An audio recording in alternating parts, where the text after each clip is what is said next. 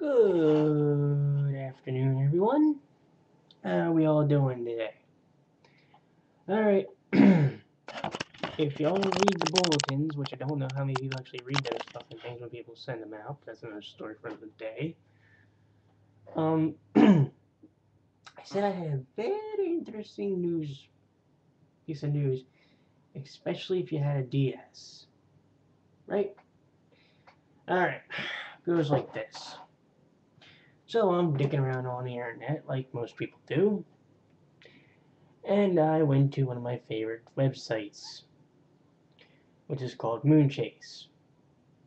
Now, I hadn't really had any big news that kind of made me go, oh, okay. That kind of made me go, whoa.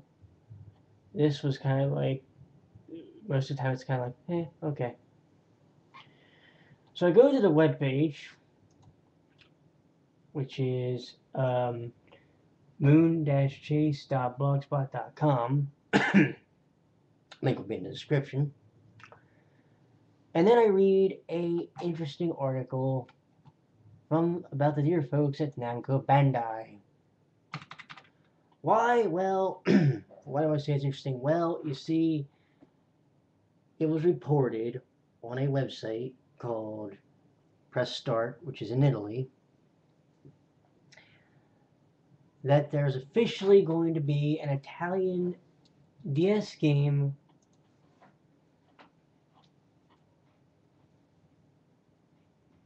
for this guy, for this gal. Now, let us understand, just so we can comprehend what the fuck's going on here.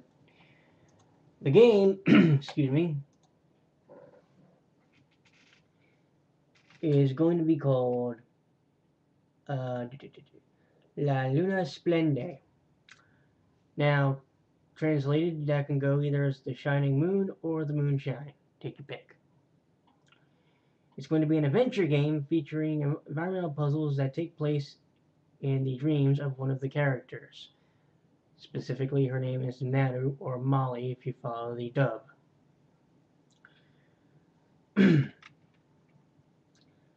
And here's a good one. It says here, according to Sight Unseen, this sounds like it could be similar to Professor Layton, the Professor Layton series of games, or perhaps an early DS title, Trace Memory, which, according to this, is actually a very good comparison. There are 3 worlds that are going to be available, but they've got 23 puzzles each. And the game is supposed to come out, according to this, in March. Now, you may wonder, well, okay, wait a minute. If it's coming out in Italy, why the fuck should we care? Pay attention, kids.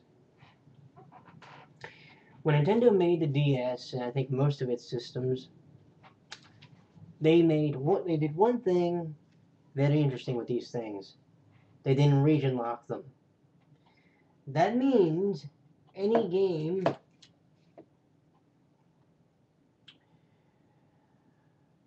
now we're talking the older DS and DS Lite, which I have the DS Lite sitting on my desk. Actually, I have, if you can see over there, 2 of them. But according to this, what this would basically mean is the following. It would be, officially, the first time a Sailor Moon game could be officially bought and imported to the US without having to resort to eBay. Well, okay. Maybe not the first time, but it will be the first DS game that the series has ever seen. And for that matter, it could be very well the true beginning of its revival, at least here in the US. Because when you don't have a system that's region locked, when you have a system that's not region locked, makes things very interesting in another regard. You see, when you, and this has been proven by the way with the Dragon Quest games, when you put a game into one of these that's not from the US, or an English-speaking country, it will ask you what country you live in, from my understanding. Now, if you live in America, you would obviously put North America, or the US. If the game has an English script in it, the game will be translated from whatever language it's in to that country's language, or in this case, the English language. What I'm getting at is, this could very well be the very first English-speaking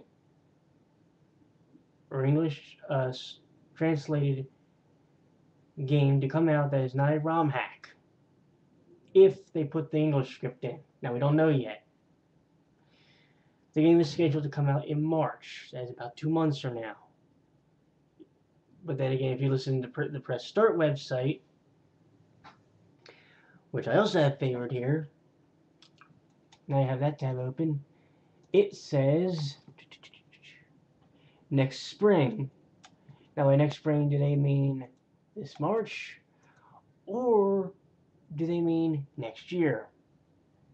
You would think, since it's going to, there's a revival is this year, that means then March or spring of this year would be what we're talking. But this is a very interesting situation. And what I'm going to do for you is I'm going to put the link excuse me, to the Blogspot article in the description. And I'm going to put a link to the article with the Google translation in the description as well.